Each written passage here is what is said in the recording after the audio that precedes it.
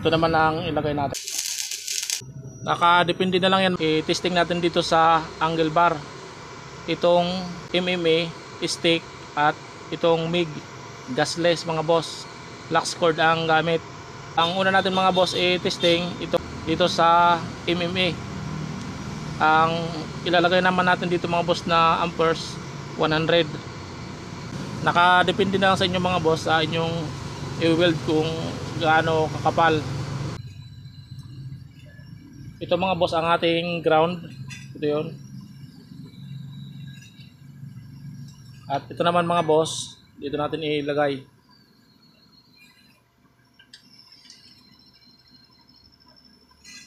Ilagay natin mga boss sa MMA. Tapos lagyan natin ng amperes 100. Dito natin i-weld.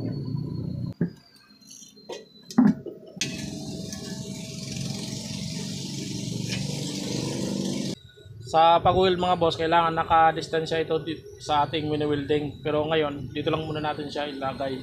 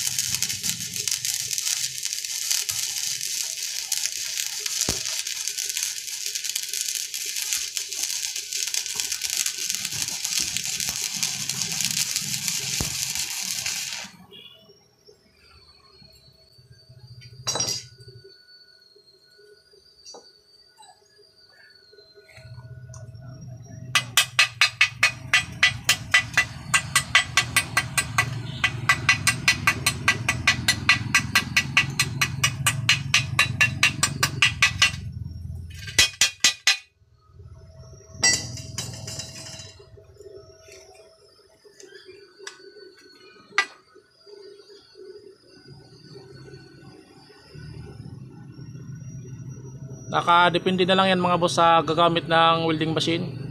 Ako kasi mga boss nagsisimula pa lang mag-welding. Ang gamit na amperes po natin yan mga boss, 100 amperes. 60-13 na welding rod. I-try naman natin mga boss ang MIG flux cord.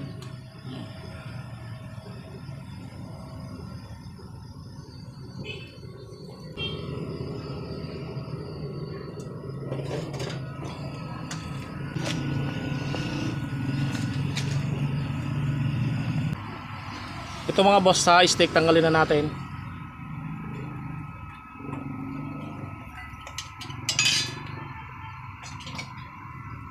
Ito naman mga boss ang ilagay natin dito. Yung ground naka-permanente lang siya rito.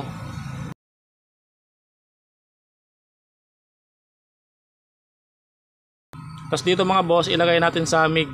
I-press lang natin to para mailagay dito. Ayan.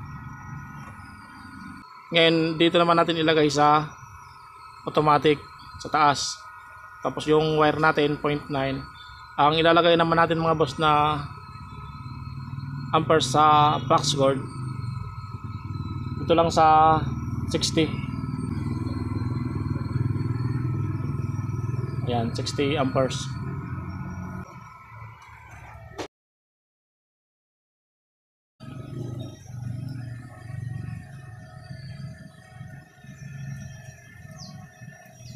Balik natin.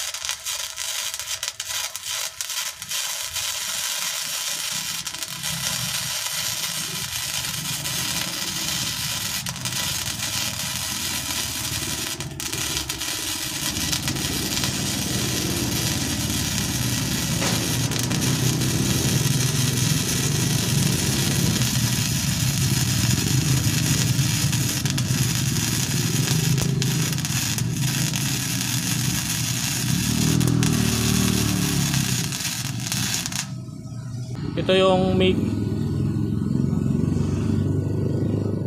Ito naman yung stick. Bawasan natin mga boss ang amperes ng MIG. Ilagay natin sa 50 amperes. Dito naman natin i-testing. Ilalagay natin amperes, 50 amperes dito. Kasi ayan mga boss, medyo mabilis tsaka makapal.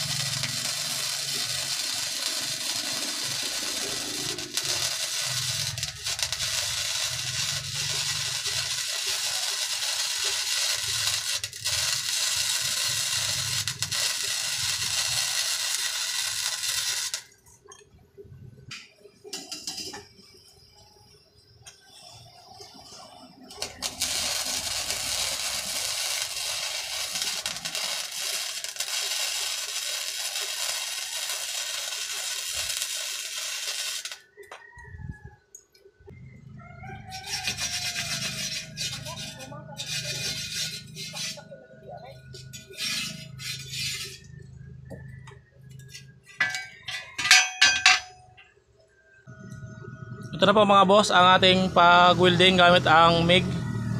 Ayan, kung mapapansin nyo mga boss, tabi-tabingi dahil hindi pa talaga tayo marunong magamit ng MIG welding machine. Pero ito mga boss na MIG 3-in-1 welding machine, maayos mga boss. Nakadepende na lang talaga sa mag-welding. Ayan. Ito mga boss ang stick, yung malaki 6013 100 amperes ang ginamit. Ayan. Yan po mga boss, maraming salamat.